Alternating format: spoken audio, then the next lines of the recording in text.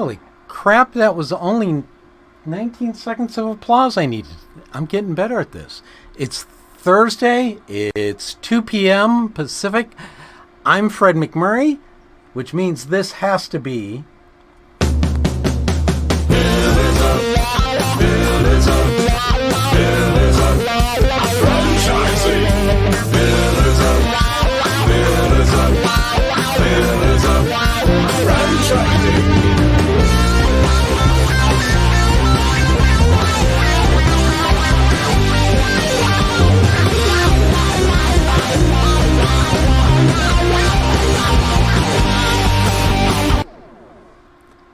And away we go, ladies.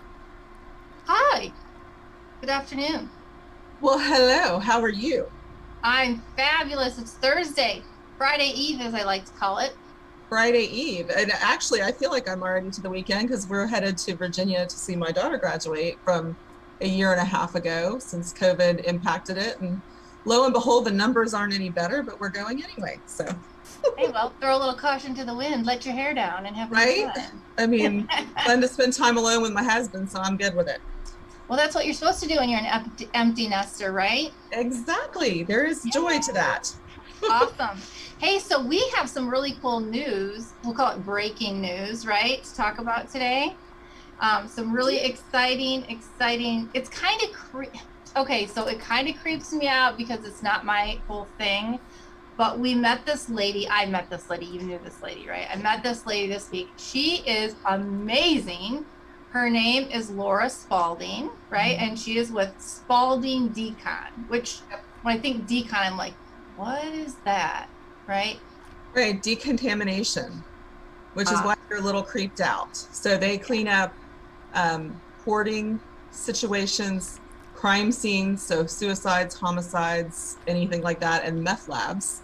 And that's really why I'm creeped out. It can be a little bit unnerving, although her YouTube is wildly popular and her TikTok are wildly popular because it's like watching a train wreck. You just can't stop. But they do it with class. So don't be too freaked out. They're very respectful.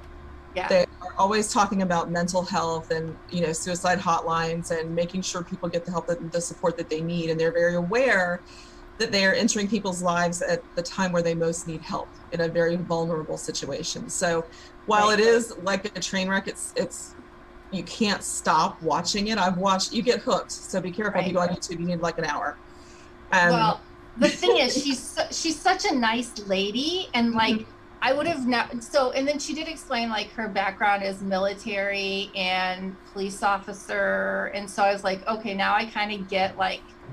Originally, I'm like a lady who's in that kind of work, and I am totally about breaking down barriers. So to me, it was like, okay, well, that's cool. Totally not my gig, but somebody could do it, right? As long as it's not me.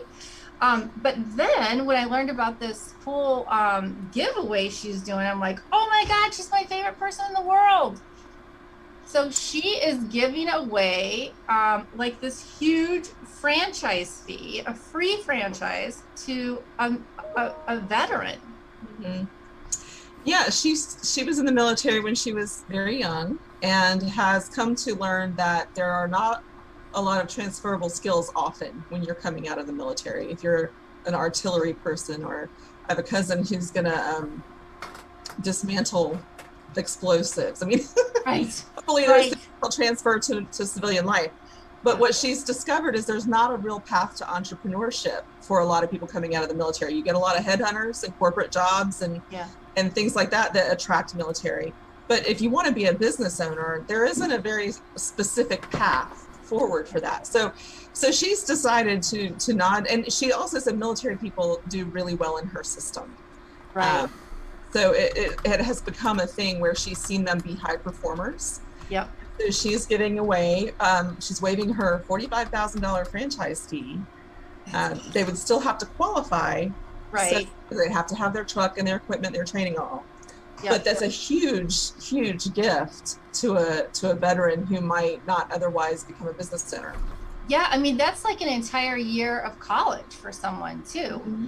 And I think the really cool thing about that, we were talking with her, the thing that makes franchising such a good fit, not even just for military people, but really for people who just want, maybe like for me, right? I guess I've always kind of been cleaning since I was a kid. Not that you would know that from my 3 kids and 3 dog household right now, but franchising makes being successful really, I don't want to say easy, but kind of, it's like paint by the numbers, right? The system's there. Follow the system. It makes the success accessible, I think. Yeah, it's like, just don't try to redo the system, and you got a pretty good chance at being successful. Like, don't go out there and try to, do it all over, because it's already a proven system for you. And I think what's really cool about the folks that are in the military is that's what they're taught to do, is follow directions and go with the system that you have been given and have been taught. And that's so much like franchising. And she's so excited that she's even going to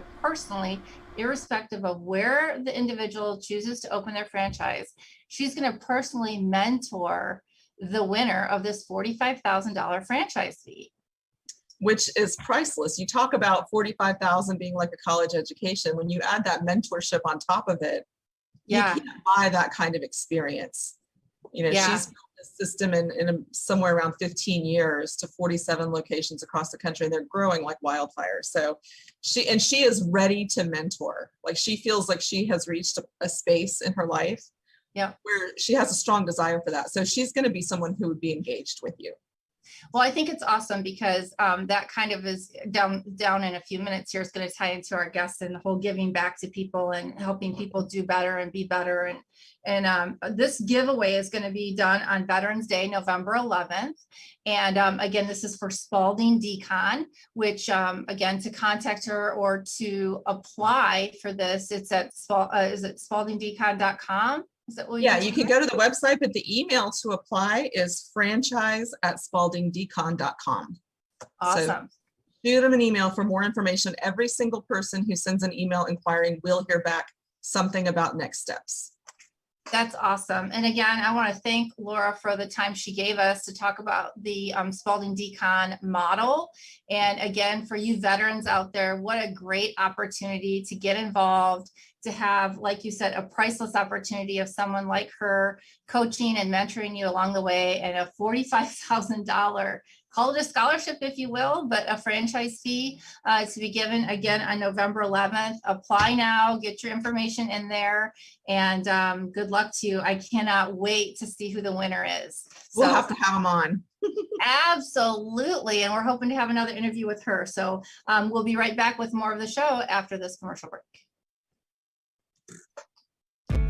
Hey, franchise owners, how's your local marketing? Do you feel like you could use some help keeping up with your social media posts and comments and reviews? Do you wonder if you could be doing more to attract local customers? Are you able to identify new move-ins to your local area? At Westvine, we help franchisees like you reach more local customers through digital marketing. With daily monitoring, creative content, and ad placement, and customer data intelligence, we'll get your business in front of the people who want your products or services. We also work with franchisors who need an agency to handle the digital marketing for all of their locations. If you're ready to reach more local customers, give us a call at 805-265-5440 or visit us at westvine.com. That's 805-265-5440 or westvine.com. Yay! This is the day I've been waiting for. Mr. David Keil, I bet you didn't know that I have been waiting for this day for a very long time. Did not know that. And today, my special co-host, Ray, is out, and I have my very special co-host, David Kajanik, helping me today. Thank you, David, for joining me. You're welcome. It's fun to pinch hit every once in a while. Well, and that's such a great baseball analogy coming from someone like I figured you'd pick up on that. Of course, of course. I expect you to hit nothing shy of a home run today with his introduction. There you go. All right. So as you mentioned, we have Dave Keil with us, and Pay attention. This is pretty impressive. So Dave Keil is the president and chief operating officer of Franworth, who together have a combined 450 years. Yes, I said that right. 450 years of experience building and partnering with emerging franchise brands. Also, prior to Franworth, Keil led 4 franchise companies as the CEO. The Lash Lounge, Pure Bar, I'm not quite sure how you pronounce that. Pure Bar, Honey Baked Pure Bar, yeah. Pure Bar, and Haagen-Dazs shops. So Dave started his career as a Fortune 500 leader at companies like Frito-Lay, General Mills, and Ecolab. A bunch of heavyweights on that resume right there. He received his bachelor's degree in industrial and operations engineering from the University of, I'm in Ohio, so I can't say that word up there. You can say it. And okay, I'll say it for this broadcast. University of Michigan, and his MBA from the University of Kansas. Dave shares leadership insights via lessonsonpurpose.com. He founded the nonprofit company Franchise for Good and was recognized by the Minneapolis-St. Paul Business Journal as one of the top 40 under 40 leaders in the Twin Cities. Quite a resume. Looking forward to this conversation for sure. See why I was so excited, David? And yeah, Dave? It's incredible. Wow, how am I going to tell the two of you? Okay, David and Dave. Is that fair? Can I do it like that? Works for me. That's fine. Okay, good, good. So Dave, obviously I've been super excited because as we know, you have acquired a couple of my favorite people to work in one of your brands, and we won't go down that road necessarily because they know who they are and we know who they are. But today we really wanted to talk to you about this new thing you have, this Franchising for Good. Tell us what you're doing with Franchising for Good. I'm dying to hear more about the model. Yeah, thanks so much. And a pleasure to be here, you guys, and really appreciate the opportunity. Yeah, so I think like a lot of us, I'm a franchise guy. You heard I did a stint in Fortune 500 land, but since then I've spent really since the late 1900s have been in franchising. So it started with Haagen-Dazs and then was the first family CEO of Honey Baked Ham, and then moved to Pure Bar. And so like many of us in franchising, I learned a lot. I learned as a franchisor how to scale businesses for growth.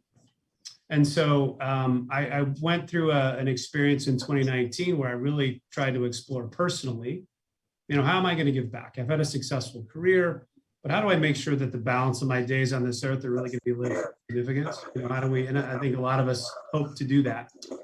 And what came to mind was, what if I take what I've been experienced in, so scaling businesses, and could that be applied to the franchising world? So I love the open about what Laura Spalding's was giving back to franchising. Yeah, absolutely. Give a franchise, that's great. That is fantastic. And most franchisors, I think, are very philanthropic. They're active in their communities, whether the franchisee or the franchisor, they give back. But the idea that it spurred in me was, what if though we applied all the principles of franchising and scaling, which is really effectively what we do, programs and playbooks and relationships. What if you go apply that to the nonprofit world? So there are some 1.2 million nonprofits in the US. And many of them find themselves the way I think emerging franchisors find themselves. So they've got a good idea. They begin to scale and grow it, but then things cease. Often it's dependent on the founder. Sure. Often they have challenges on raising funds. It's the same exact challenges that emerging franchises have. So we've been doing this at Franworth for a long time. I've been doing this as a career franchise professional for a long time. So we began to say, let's go create a company that focuses, how do you go scale a nonprofit? And so I've landed an amazing first customer. Now I have 3 and growing it to more. So happy to share more, but that's really how the idea was spurred.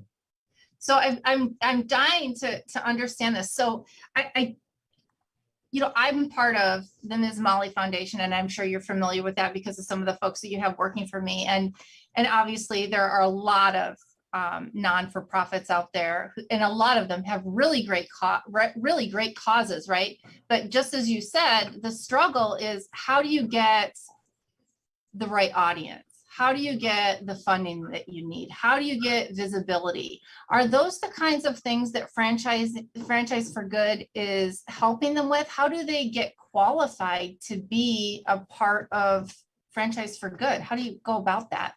Yeah, you're exactly. I'll answer the first part first. Yeah, what I found, and now being in this for a little over a year, I found this in the middle of COVID, and so we just started.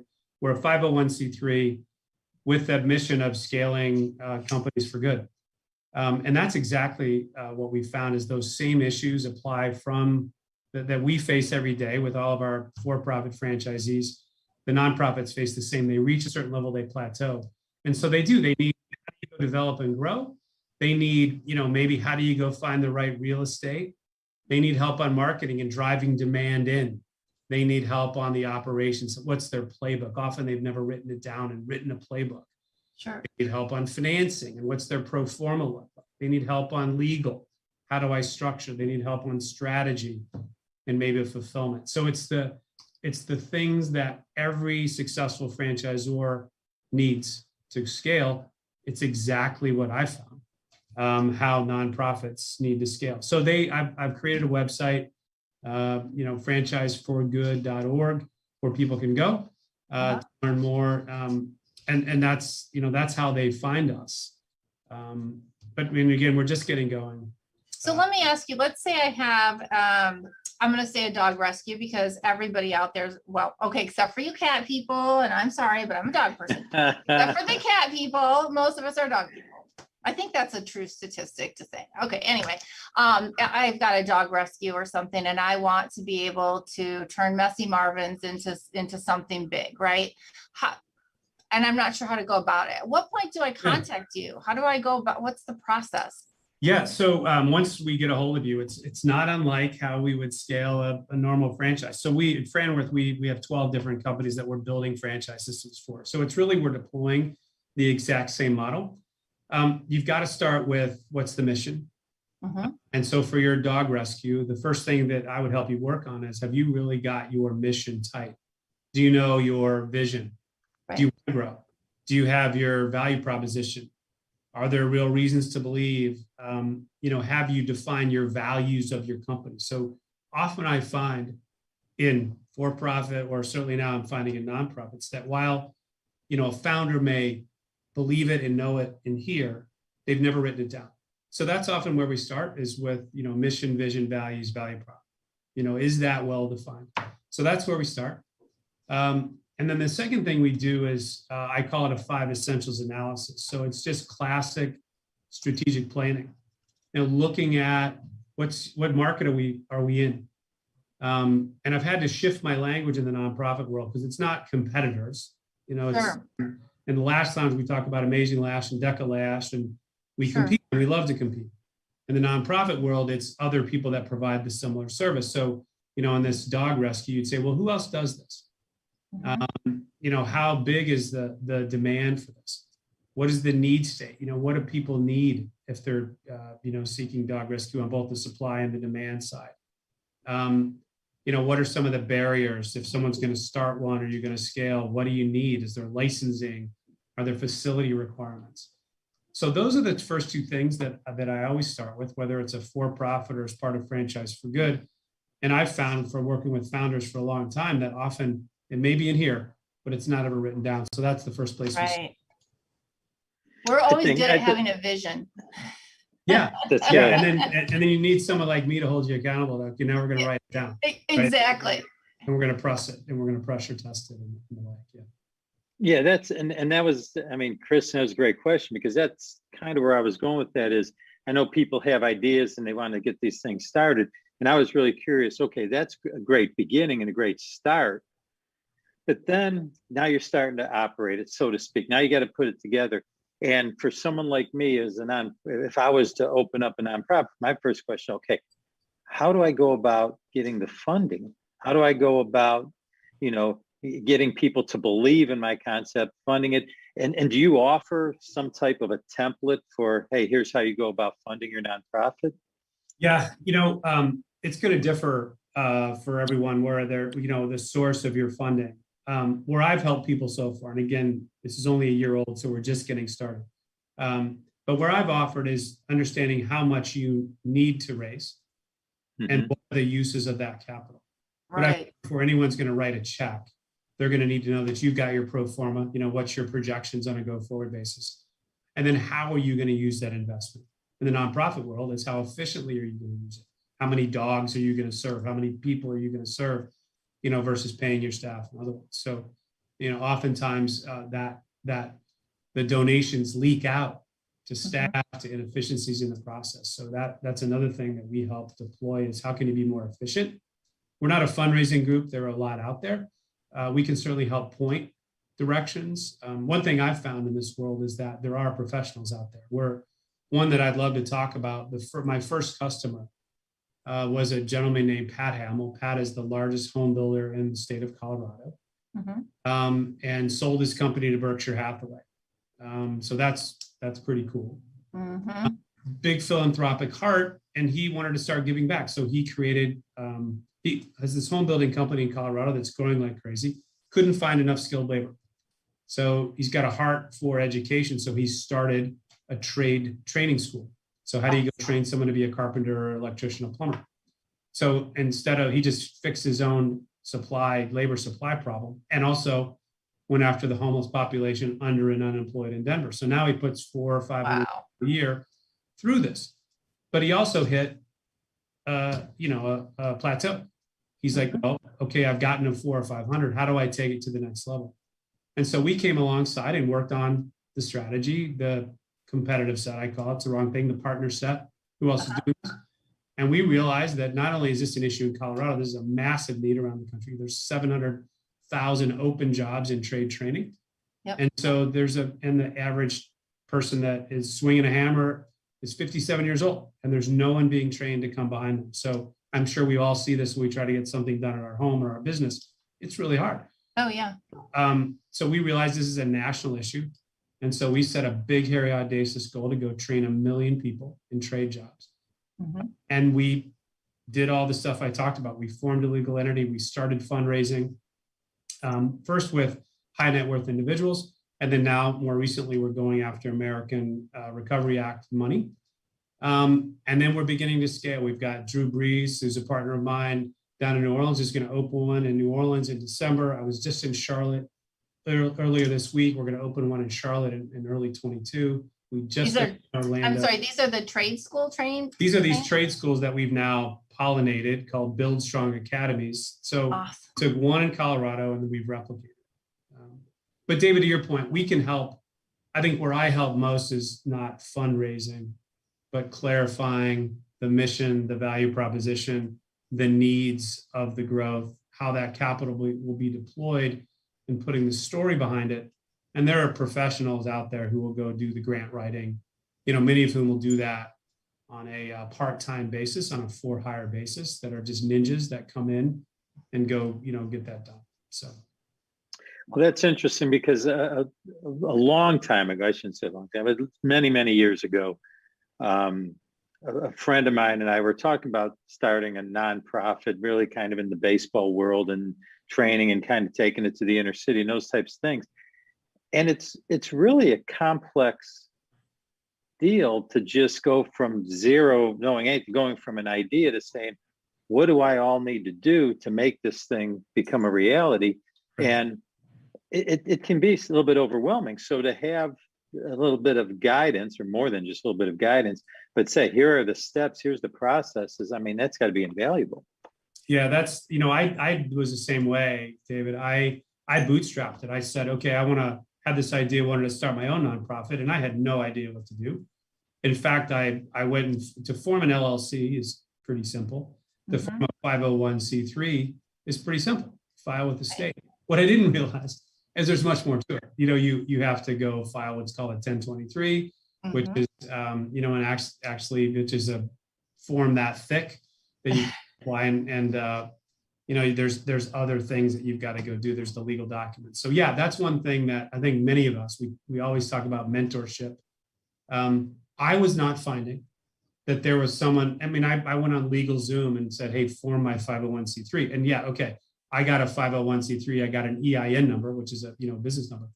But it was nowhere close to being ready to be a nonprofit. I had to do all this other stuff. So now that I've learned that the hard way and bootstrapped it, it sounds like you were trying to do, David. Now I've got it documented, and someone can, just like in franchising, I just documented. I couldn't find anywhere, so now I wrote it, and now we have the playbook about here's what you do. I think this is awesome, and you were able to use the practices that you know from franchising to make it all happen.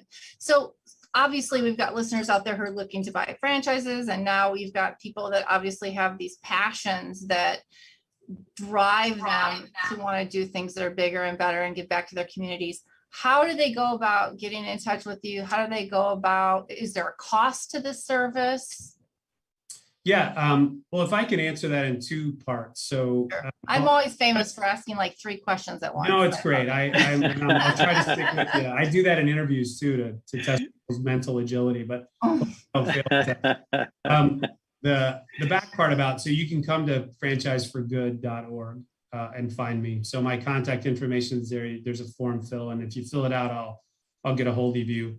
To my first customer, yeah, he's a paying customer, because I'm building an entire system for him that's going to place 1 million people in trade jobs. So some of the fundraising that we've done is going to go deploy that. I'm working with 2 other companies though that I'm not charging a fee. I'm doing it pro bono, and I talked to another one this morning that wants to scale homeless shelters for young folks. It's just what tugs on my heart. So that's how you get a hold of me, and the fees will vary. I'm not doing this to make money. I'm doing this to give back.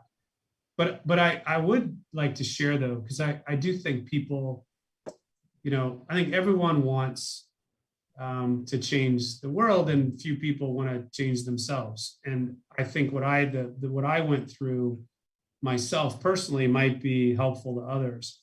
I was the same, like many of our listeners, successful in what they do and wanting to give back. So I spent a good year just being really introspective. I happened to go through a program called Halftime. That's just an amazing, it's faith-based. You don't have to pick that one, but I went through a process that I really dove deep in 3 areas. I spent a lot of time just understanding who I was. What was my core? What am I good at? How am I built? I'm a typical ENTJ, Myers-Briggs. I'm a type A personality, like probably many of our listeners are. But I dove deeper. I'm like, well, why? Why is that? Why am I wired the way I'm wired? Where are my strengths? What are my weaknesses? So I realized that, hey, I know how to franchise. I know how to scale stuff. So that I had that realization. But for me, the biggest challenge was actually creating some capacity in my life. So I was getting up in the morning, grabbing a coffee and a granola bar and going to work, coming home late, grabbing a dinner and falling into bed. So that's what I did for 30 plus years. Well, I had to go create capacity in my life. So I started blocking time. I blocked time in the morning to get into inspirational reading, to work out, and roll into work a little bit later. I blocked some time on my calendar on Fridays to work on my mission. And then finally, so I worked on my core, who am I? I worked on some capacity to create some margin in my life so I can actually think about things of more of significance rather than just worldly success. And then the last thing I did was just say, okay, now how am I going to go apply that? What application might that have? So that's where this idea is. I was walking in the woods somewhere. I'm like, oh, hey, what if I took my heart for, nonprofits and my skills in scaling and put the 2 together? So that I think that process is one that I think many people have followed. Mm-hmm.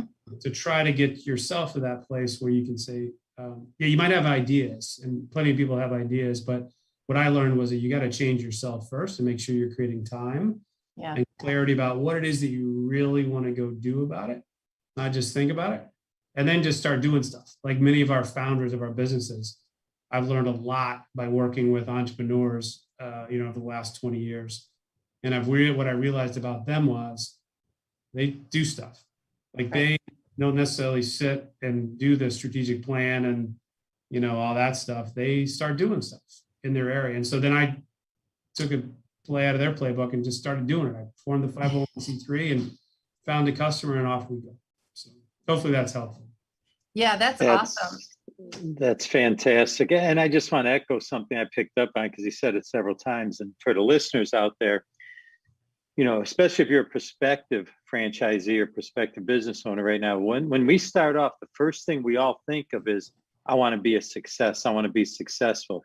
And Dave mentioned several times, and it comes with age, and it comes with accomplishment. You go from success, then what happens is significance becomes more important. And that's what Dave's talking about. And that is an outstanding goal to reach, is to say, yes, I want to be successful, but even greater, I want to have significance in my life. And I commend Dave for doing that. That's a great story. And that's awesome that you're giving back. Incredible. Yeah. And I think we find that in our franchises all the time. So I think, the most successful franchisees, and I've, been blessed enough to mentor thousands of them and all those companies that I've led, around the globe. And, I do think that the most successful franchisees in my mind are people that, they bring their skill from whatever they've developed in school or other experiences, that they're really good at execution, and they're really good at marketing or great at finance. They bring that skill in.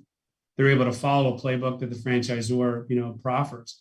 Yep. But they also find that the best are the ones that really have that passion, David, just to build on your point. I mean, those are the indications of what's significant to you. Like if you're pulled into wellness, or you're pulled into service or dog, shelters, whatever's tugging on your heart, there's a reason that's tugging on your heart. And I think you got to listen to that inner voice. You got to, those things that are dragging you down, you got to put those aside so you can, when you find yourself losing time, when you've got into something, those are those signals of passion in your life that, when I'm, and we're very selective as a franchisor, we support 12 franchise systems. We're always looking at franchisees to make sure, they've got the elements of success, David, as you would define it. They're going to be great operators, but also, is there that spark? If we're selling them a barcode franchise, are they really about empowering women and fitness? So I think it does take both, and that, you're right. It comes with, I've got a lot more gray hair than probably most of our listeners. And so I've just had the experience there, but it has taken me a long time to learn it, which is trying now to pass it on. So it doesn't take, I'm a knucklehead. It took me a long time to figure this out. So hopefully people can figure out sooner in life than I did. But don't you think now, as we bounce back from COVID and we have all these people leaving corporate America, right? The great, exodus, the corporate exodus, or whatever we're going to call it this week. I think because of the break that people had, and even back when I got out of corporate America, for me, then it was about taking that step back, right? I was starting a family. And so to me, very much to your point, David, it wasn't so much about the money, it was about the lifestyle that I was seeking.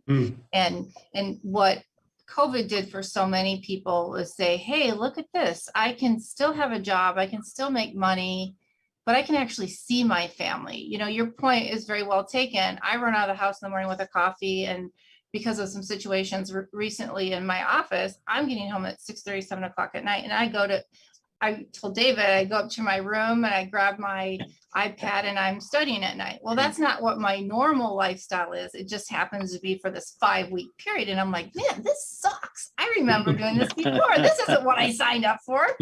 And again, I know it's this temporary thing I'm doing, but I think that's the great thing about franchising and going into business, and whether it be you're doing franchising for good, there is another lifestyle out there for people to look at. And I think that's where, if you're somebody out there and you're doing a corporate job right now, it's not always just about the money. And we see survey again that says, listen, my corporate job, what makes me happy isn't just the money. It's about flexibility. Maybe I'm a night owl and I want to work from 8 to midnight, and from 4 to 8, I want to spend time with my kids, right? And so I think that's a really great place where people who want to go into business why they should be looking at franchising. I also want to note that I think your ability and your love of giving back and kind of that self-discovery is really important for people to do. And I think you're finding more and more people starting to do it now. Do you feel this is a great time for people to be looking at buying a franchise in one of your brands? Well, absolutely. And we're finding that. I mean, we are finding a lot of interest as now that COVID obviously we've still got the Delta variant, the new variant coming.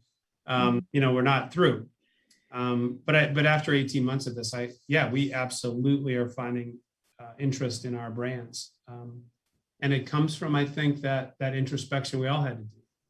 I mean, it's not unlike we just celebrated or about to celebrate the 20th anniversary of 9/11. And not all of our listeners are old enough to remember that. But I mean, things changed then. And for those of us that were in the working world, boy, I remember that like it was yesterday, first tracking down my team in New York, but then soon after, we all realized what was the most important things in life. And it's happening again. And I think with whom you work is, I think that's why we are having a great exodus today from corporate America, is because people are frustrated with whom they work. Yep. And they're seeking, do I want to do this myself? Do I want to go find like-minded souls to go do this? And look, it's not easy. We all know it's not easy. It's starting a small business.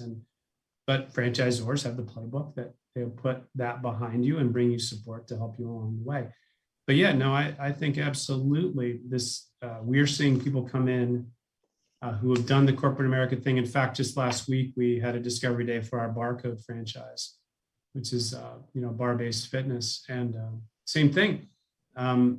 She's the franchisee who's will close this week, was just tired of corporate America. And she was a client.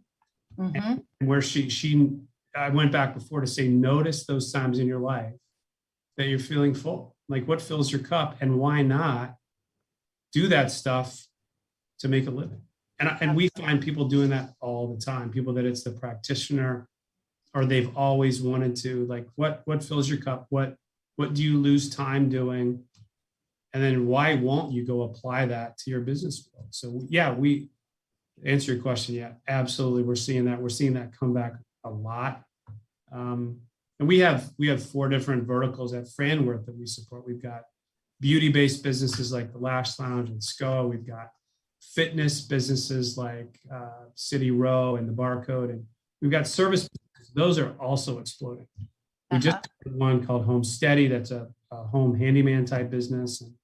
And another called Garage Kings that does garage flooring. And those are people who in service-based, but want to control their own destiny and run their own businesses. So the service-based businesses, and I know we've seen this in franchising, those are going crazy with people post-COVID that are wanting to go have their own business, a service that either they can run or they can, be the investor and scale quickly. Absolutely.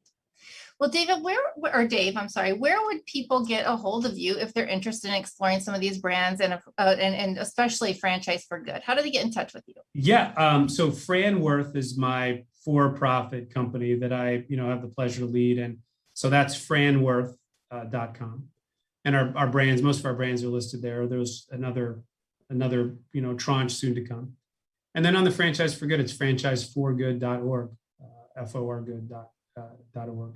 So just go that, or you can contact me. I'm dave@franworth.com. So I love this stuff, love to mentor. It's a big part of how our company was founded. It's a big part of why I do what I do, is to try to give back and help others along the journey. So well, we're excited to hear that, because we're all here for the very same reason. So we fully intend, full disclosure, to rope you in and have you help us on our journey of helping people buy great quality franchises that really have strong backgrounds, strong morals, that really want to make sure that the franchising solutions that we present to them are what's going to give them what they're looking for out of their future. So I really appreciate you sharing your time with us. We know you're extremely busy. Thank you for all the great work that you're doing. And the people that I know personally that work with you and for you absolutely love it. So hats off to you. And again, thank you so much for being on our show today. Absolutely, my pleasure. Thank you. And Thanks, Dave. It was wonderful. Appreciate you. Thank you. Thank you. And now for the next commercial break with Elizabeth.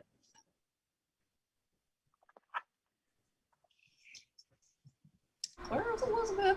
She's coming. I'm wondering where Elizabeth is myself, because she was there and now she seems to be. Not. Well, can you hear me? Here we go. There we go. There we go. Here you have her. Here you don't. There she is. There she's at. I know it's one of those days I'm in and out. We want to say thank you so much to Dave Keil. And if you want to take a note, franchiseforgood.org is his nonprofit. Franworth.com is his franchising business that he has a bunch of brands you can investigate. One of the things we try to do on this show is have good people that we trust and that we can get behind, so that we are steering you in the right direction. And Dave Keil is definitely one of those guys. Also, as a reminder, Laura, if you want to apply for the Veterans Giveaway through Spalding Decon, it is franchise@spaldingdecon.com, and get some mentorship by Laura Spalding personally. Coming up next, we have Dave Kajanik, who is going to talk to us about influencing great team performance. So we can't wait to hear what he has to say. Stay tuned.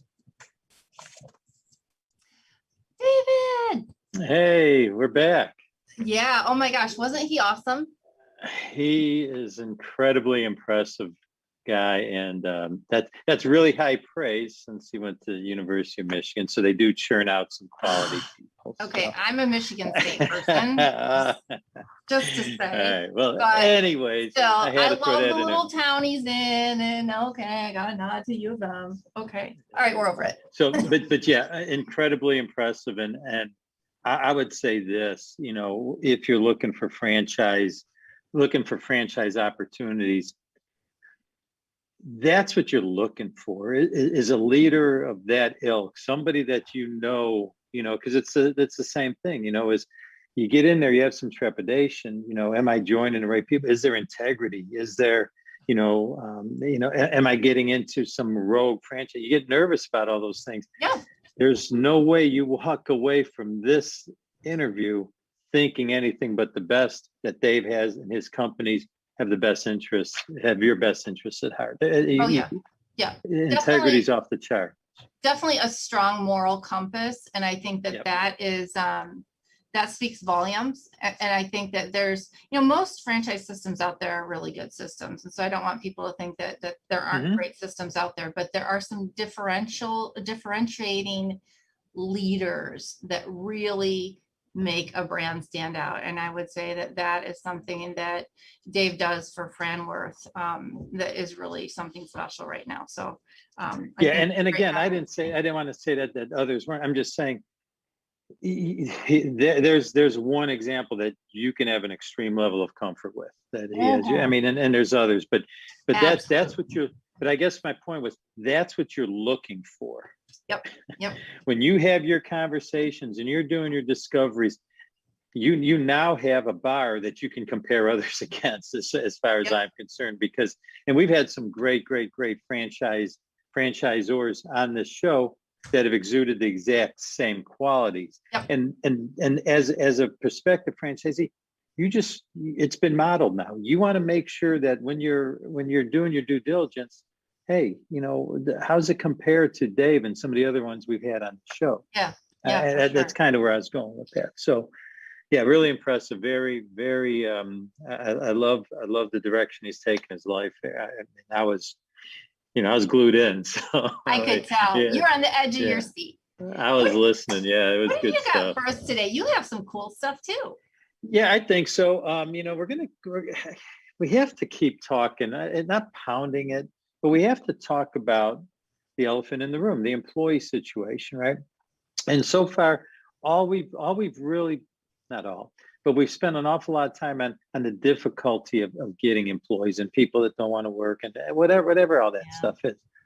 But what we need to do, if you're going to run a successful business, this kind of stuff can happen, right? It just did. So this is where I say when you have to, build your team and invest in your team and build a high performing team, you have to invest in it. You have to put that time and effort into it. So when something like this happens, your boat doesn't rock as much as maybe somebody else's. Sure, absolutely. You don't want everyone to leave at one time on you. Oh my gosh, and so because now people whose boats are rocking, maybe they didn't build that high performing team and they didn't have that real tight connection, that team. And maybe they left and now they're trying to get people back or hire people.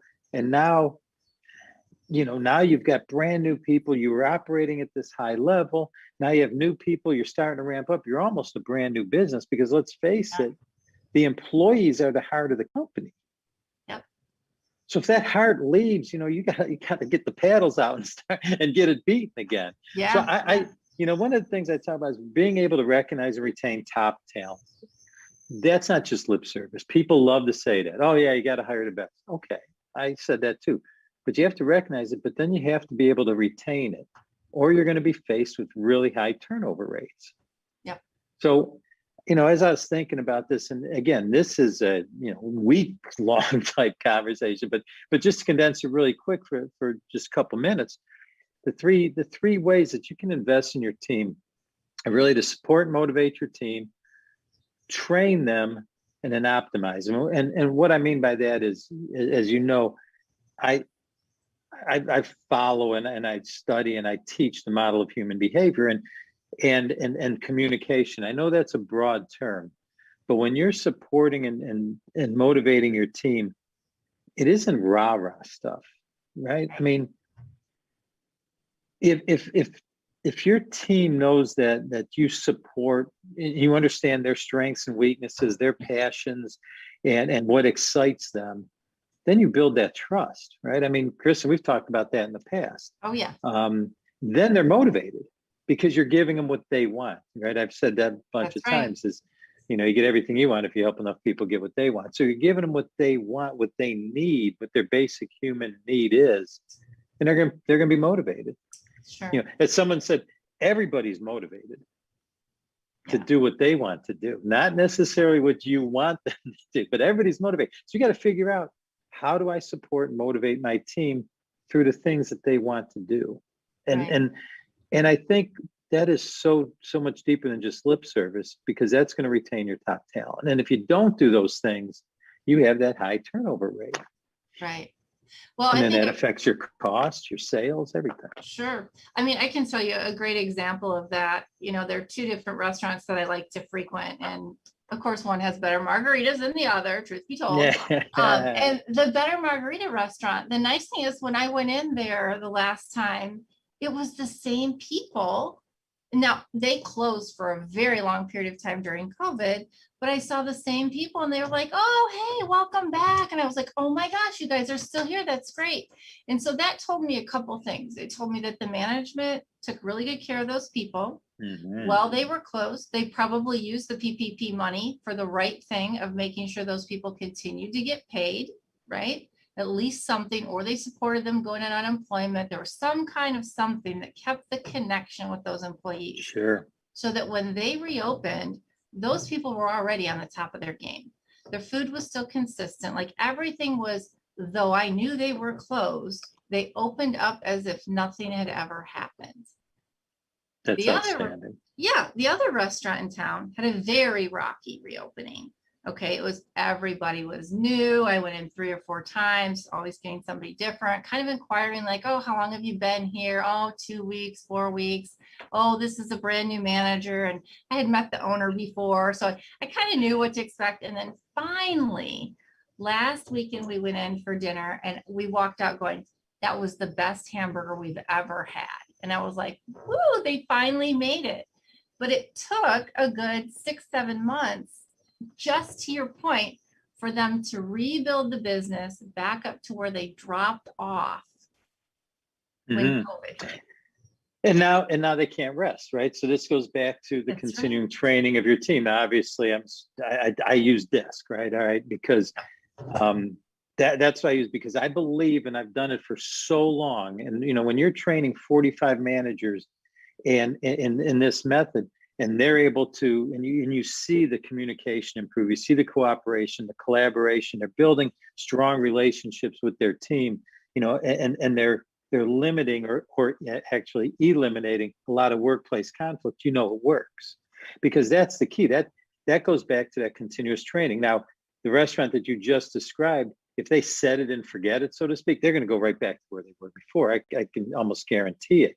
It's a continuously training thing. And then you have to optimize the team. No matter what business you're in, you have to optimize. So you support, motivate, you train, but then optimize. So what do I mean by that? Especially now, this should perk everybody's ears up. You have to figure out a way to get more done with fewer people. Right. Because we have fewer people that we might be able to touch base with.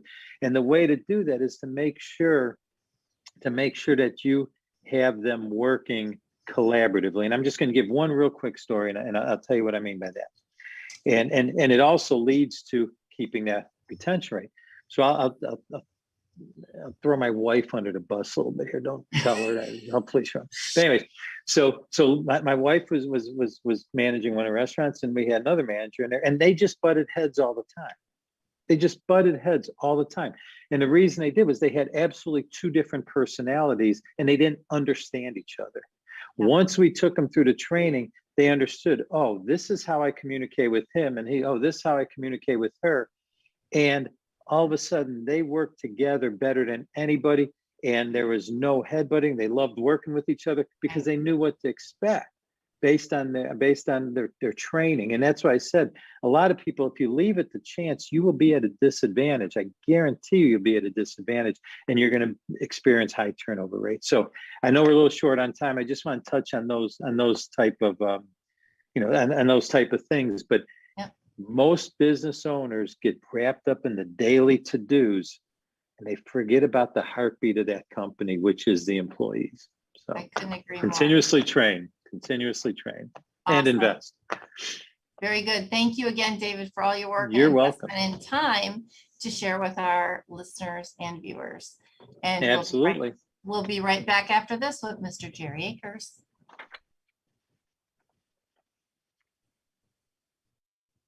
All right. Thanks so much. That was Dave Kajanic giving his leadership advice for the week. If you missed something, want to go back and re-listen, he packs a lot in, and so does Jerry. You can go to pillarsoffranchising.com and take another listen, or go to our YouTube channel, subscribe there. That would be awesome. Next week, we have Lisa Wyndham from Smart Drinks. They're a mobile drink unit that has specialty coffees, fruit drinks, all kinds of things. So tune in for that. She's got a really cool thing going on with the mobile trucks.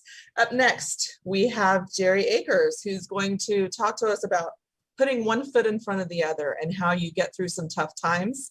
As the times are tough these days, putting one foot in front of the other in a franchise system is a little easier than doing it on your own. So he's going to give us some tips and tricks to sustain through a relatively spontaneous market, we could call it. We never know what's going to happen next, right? So stay tuned for Jerry Akers. Hey, Jerry. Kristen, how are you today? Oh, it looks like it's fabulous down by you today. Oh, beautiful green behind me. I love it. I like that for my background. So, yeah. Very nice. Very Man, nice. I'll tell you, you guys set me up. You put me behind a couple Daves that are really strong and pack a lot in, and I have to try and keep up. I feel like that should be like a Saturday Night Live skit or something, a couple of Daves, right? Actually, maybe it's a Dr. Seuss book with a couple of Daves. I don't know, something like that. 2 Daves, I don't know. Anyway, what have you got for us today, Jerry? You always have such good stuff. Well, Kristen, many franchisees are finding themselves in tough times right now. We've come through the pandemic. There's the new variants that are coming around. There's all kinds of things going on. In the last 18 months or something like that have been kind of up and down for all businesses. Yeah. Franchisees are no different. They're feeling the same pain, whether it's because of, being shut down or trying to cash flow or having enough staff or whatever the case might be. And it's quite easy to let that get you down. But, the first point I want to make is when you're part of a franchise system, you have got unbelievable support out there. It's not just you trying to figure out how to maneuver through all the things that are going on, but you've got a franchisor whose best interest is served by coming up with solutions to your problems. And you've got all your brothers and sisters in your franchise group out there that are fighting the same battles and may have come up with innovative answers to some of those that they share with everybody. So if we're just talking about franchising in general, then this is one of the biggest things that I think franchising has going for it. Sure.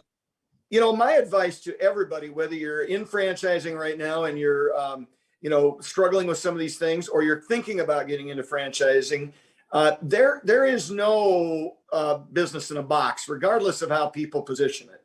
You can buy all the basics of it in a package from somebody, but it's still your business, and you've got to set it up with your personal flair. Even though you follow the franchisor's methods and processes, there's still a lot of you in that business, and you have to be engaged. You simply can't just open it up and expect, customers to walk in the door and money to flow into your pockets and those kinds of things. Yep. And so many times people buy these businesses with that in mind. And to be very honest, a lot of brokers try and sell them that way. So we need to keep reminding our listeners that it is going to be a little bit of a slog sometimes. I'm reminded right now, in my regional developer territory for one of my brands, I've got a franchisee who literally, because of COVID, is about a year behind in his process. And as we were coming out of that and he started to get into the process, he got probably overly optimistic. And then we were looking for real estate. And when you're looking at real estate, just researching different areas could take months. And then you've got to put an LOI out, which is somewhere between 2 and 8 weeks to get that turned around. You've got a lease to put out, which could be 2 to 12 weeks to get back. You've got a build out process. There's just a lot that goes into it. So many people think that once you sign on the dotted line for a franchise, that it's just going to happen. That's just not so. So I think part of our responsibility is to educate people about those things so that they don't, get their expectations too high about how quickly it'll happen. Help reinforce that it's the right thing to do, and it'll turn out better in the long run by taking that time. And just to let them know that there's people within the industry or within their group that are there to support them through that. So regardless of whether you're looking at, currently we've got staffing issues across the country. It could be that, it could be the real estate thing I talked about. Marketing may take a while to kick in. There's just a long list, even training. If you buy into a franchise and there's an extended training period where you got to send staff away to a different location for training, there's time invested in that. And many people don't understand that it's a process, and there's a destination in mind. There's going to be a lot of steps to get there. Yeah, absolutely. I think that's a really great point. And, I'll tell you, I was talking before we even got started today on the show. Even when you grow your business to that, coveted $1 million, woohoo, we made it, right? And, I was at a point where I wasn't spending a great deal of time in my business. And then, we just had my managers out on FMLA right now. And today I was training 2 brand new employees on cleaning chemicals. Yeah. Who would have thunk, and it's all about owning a business is all about being flexible, and you never know what's going to happen. Now, typically, would that be something I'm doing? No, but there's never a dull moment in franchising. There's, as you said, yes, you get a playbook, but I've seen a lot of people take that playbook and try to change it. Some for the better, a lot, not so much. So I think it's really important. A playbook is a great place to start. Obviously, it's a higher success rate. Having a franchise, it's great having a support system, right? But it's still not for the faint of heart. But Jerry, no, and you talked about the playbook and the process and those kinds of things. I've dealt with a lot of franchisees, both through the validation process and after. And so many of them want to buy a franchise and then recreate it in their own image. Sure. Well, the fact is, first off, don't spend the money. don't waste your money on a franchise if you're going to recreate it, because first off, the franchisor is not going to allow you to do that. You're not going to continue to operate that way. But the main thing is, why would you do that when you've got, maybe thousands of years in combined experience with the franchise group between all their franchisees, and maybe millions of dollars in research on, what makes customers tick and how to position yourself best in your industry and in your geographic location, how to pick the best real estate, lots of things. But many franchisees try and do that and then fail, as you said. Yeah, absolutely. I mean, that's then you're into the whole situation of you're throwing good money at bad, and there's just no reason for that. So many of those franchisees end up blaming the franchisor for having a bad model or not supporting them enough. And if we track it back so many times, we find out the franchisee wasn't engaged or threw the playbook out the window and started over from scratch. So I'm a big proponent of that, of just following the process the franchisee gave you and you bought, but also understanding that there is an internal process you'll have to go through, and know that, not only do you have all those franchisees out there, but you got organizations similar to ours that are here to help every step of the way, because those of us on this show have been through it maybe multiple times. So we can certainly empathize with you, understand where you're coming from, where you're trying to go, and help support you in a lot of those things. So just don't forget, there's a lot of opportunities when it gets tough to get some help, because it will. Absolutely. And you could say it's one foot in front of the other. People like me, sometimes we have two left feet. And you're going to fall down. And that's why you joined a franchise system. So you have friends like Jerry to pick you back up, right? Here every day just for that. So, I get calls or emails, usually 3 or 4 a day, from franchisees around the country with issues regarding any of the things we talked about. And, it's my passion. I had a president of one of the franchise companies I work with told me the other day that was where my heart was helping franchisees. So we'll continue to do that and help people wherever we can, Kristen. That's awesome, Jerry. Thank you so much for all your time again this week. We really appreciate your words of wisdom. As always, you're wearing your heart on your sleeve. We can see it all the time. Thank you. And we're going to switch over to Elizabeth. Thank you so much, Jerry. Hey, girl. Great show. I love my guys. They always have such great stuff. Really great stuff. And Dave Keil was awesome. Oh, yeah. Next week's show, though, is going to be equally as wonderful, with Lori Wyndham from Smart Drinks, the smoothies and juices that don't just taste good, they are good for you. So we're going to learn all about the high quality drinks that they have and how they get them mobilized into events and to different locations and travel around where you want them. So I wish I had one right now.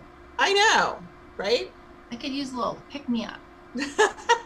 A little healthy iced coffee or little something going on. Maybe a little something added. Who knows? I bet they did that way too. Is it it 5 o'clock somewhere? It is. It is. We'll have to ask her if that's a thing. I can't give you something to drink, but I can give you some music to pick you up.